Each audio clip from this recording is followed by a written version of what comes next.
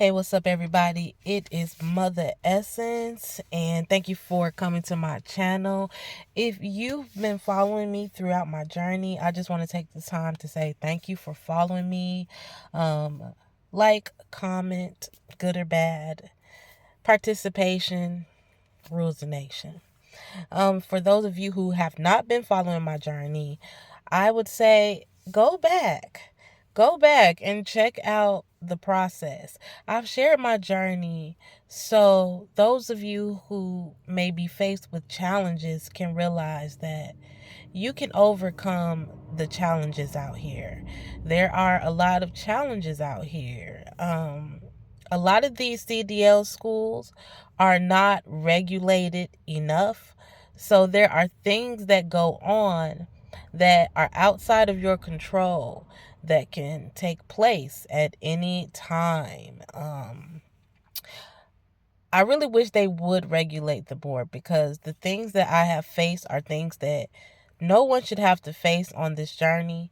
And having to get a loan after having a grant is just really, really sad, because I could have gotten everything I needed with my grant had I had an instructor and a school that was professional and ran how it was supposed to be ran. I wouldn't have had to take the extra steps that I took unnecessarily. If only my instructor was professional and the type of instructor that was very much hands-on, as I did experience at Roadmaster. I knew I wasn't crazy. I knew what an instructor is supposed to do, even though I had not had an instructor prior to that particular woman. I knew she was supposed to make sure to put in the effort to help me, but instead she left me to try to figure out things on my own. She got annoyed by my questions. She told me the very first time that I drove that I wasn't going to make it. Well, she said, this isn't for everybody. Some people not going to make it. And then she went on to a long rant, basically putting me down in front of the other students. And it was before that point when I heard her curse out other students that I knew, oh my gosh, this instructor is not the instructor for me. But what can I do? I'm already here. There is no other instructor that I can switch to. I have to be humble and try to just ride this out best I know how. She made it very clear that she was the only way I was going to pass that school. And I literally had so much anxiety dealing with this woman. And there was no other solution, because she was right. She was the only instructor for the school. And it was at that point I realized the only way I'm going to make it is by not getting on her bad side more than necessary. I still got on her bad side. She still didn't help me. It was like, yeah, I'm going to provide you with this vehicle, but you got to teach yourself how to drive it type situation. Minimal instruction as possible is what I'm giving. And if you require more, you're getting on my nerves. Figure it out. Learn to think critically. Anyway, I wanted to come today and talk about the enrollment process at Roadmaster that they don't tell you up front. So when you start with Roadmaster, it's like you're dealing with used car salesmen. Keep that in mind with recruiters. I could never be a recruiter, because the amount of, you have to really grieve the Holy Spirit to be a recruiter, because there are things that you don't mention that you need to mention that would be a big deciding factor when someone is choosing your school. Like telling them up front, we are working on loose gravel. The loose gravel has some potholes in it. You might want to think about if you want to come here. We're under construction. This may not be the time right now. It will be more challenging because of this. Doesn't mean you won't be able to get it, but it means that it will be a lot more challenging, and we do have a high first time fail rate and even high second time fail rate. They're not going to tell you that. Also, they tell you we're going to get you with a company that is going to pay $248 a month on your loan up to $10,000, and that would take them 5 years to pay off. And at your 18% APR rate, that 9,700 and some odd dollar loan is going to turn into 14,000. Oh, I don't have the paper with me. 14,500 approximately. So they will cover that 10 if you stay with them 5 years, but you will have gained 50% or a little more than 50% interest rate if you allow them to pay it at the $248 a month. They don't tell you that, okay? Also, if you say, cool, okay, they'll pay $250 a month. Okay, cool. They also don't tell you that your loan isn't set to give you 90 days after you get your CDL. It is set to give you approximately 2 months after your graduation date. Graduation date is not the same as you took your test and passed it. Those are two different things. So keep that in mind. So you could pass the school. You could pass on a whim.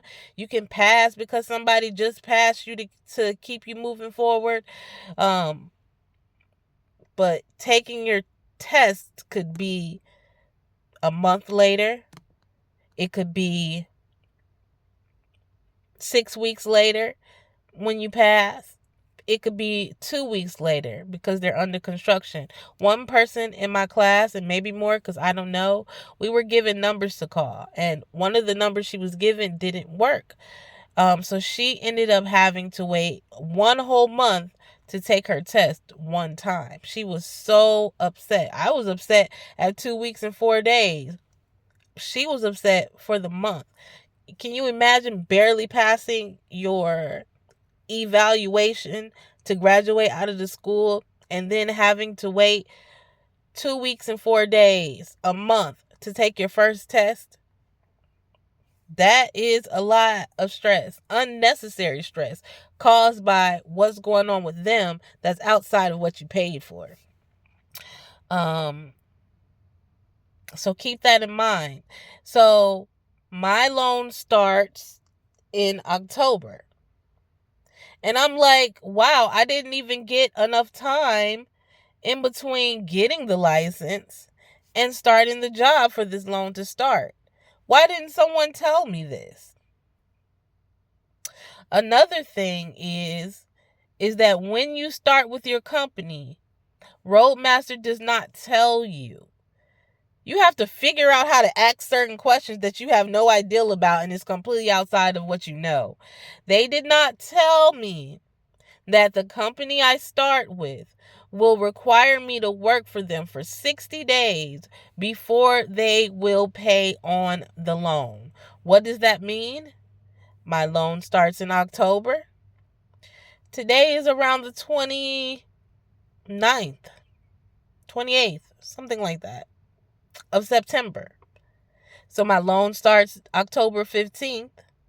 What does that mean if the company is not going to pay for it for 60 days? That means I have to figure out what to do.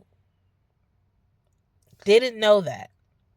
So if you're coming out of school, you ain't got no money, you have to figure out what to do. I believe you can put it on a deferment, which will more than likely increase your interest rate, will increase the interest that you'll have to pay on the loan. They won't tell you this in school, but luckily you have me to tell you things like this. I just wish everybody well on their journey. And I hope you were able to find my videos to be able to know the type of questions you need to be asking prior to picking a school. So you don't end up in a situation where you waste your state grant on a school that is literally not in your best interest and can do anything. The government needs to regulate these schools. At the least, they need to say no more than 5 people per truck. At the very bare minimum, no more than 5 people. And they also need to say how many hours can be attached to that. Because when I went to the first school, it was 4 hours. And we started out with 4 people. She cursed out one of the people and he ended up leaving. He was late a lot, but that gave her no right to go outside of professionalism and talk to him like that. So it was 3 of us. Within a 4 hour, we would always start 30 minutes late, which I also noticed that's a thing at Roadmaster, starting late.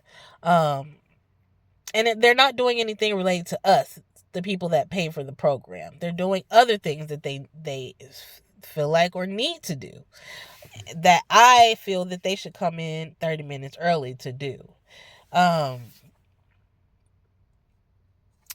So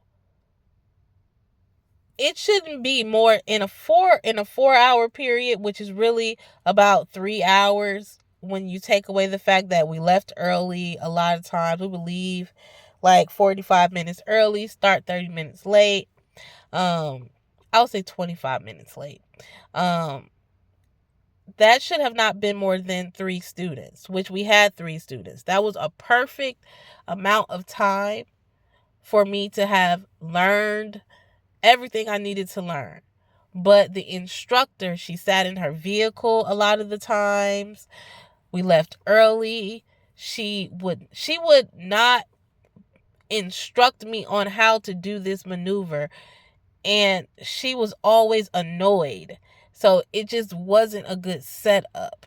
And whereas Roadmaster, the teachers had the patience to allow you to ask as many questions as you wanted to, so that however it clicks for you, you can talk through the process to get it down perfect. What I learned at Roadmaster is how to fix a problem. And that was one of the greatest things that I was taught, is how to fix a problem. Because you can have a setup that's not necessarily perfect, but if you can fix it, you can be able to still get it. And I am grateful for that, but I'm not grateful for the process I had to go through. You can't, give me like a half done cake and put icing on it. Like, it's just not, it's not fair. But that's what they do because the state is not regulating the process of this. And this is also why there are so many drivers on the road unsafe. They're not thinking about roadway users and their safety by allowing these schools to pack as many people as they want on one truck. In an 8-hour period, 5 people is enough, because I'm sure if it's 8 hours, you're paying over $5,000. So there should be a balance in how much you're paying and how many students per truck. They shouldn't be allowed to put 10 people, 8 to 10 people, 7 people. So if you break that down and you're only doing a week here on these skills, how much time at the end of the week would you have acquired? Is it even 3 hours? If you're lucky. And then you move on to the next skill. Is it even 3 hours? If you're lucky. Now they expect you to eval out and go through the fail once, come back, 2-3 days. Fail twice, come back, 2-3 days.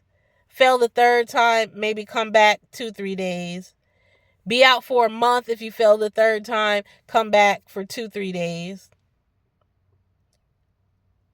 that works best for them because they can stretch you out, still get everything processed as you've graduated. But now you're taking this long extra amount of time going back and forth because you're failing your test back to back. That is a scam, and that has nothing to do with the instructors. They do not set this program up. It has everything to do with the owners of the company. It has everything to do with them. They set this scam up that way. Anyway, you don't have to be proficient to pass your evaluation.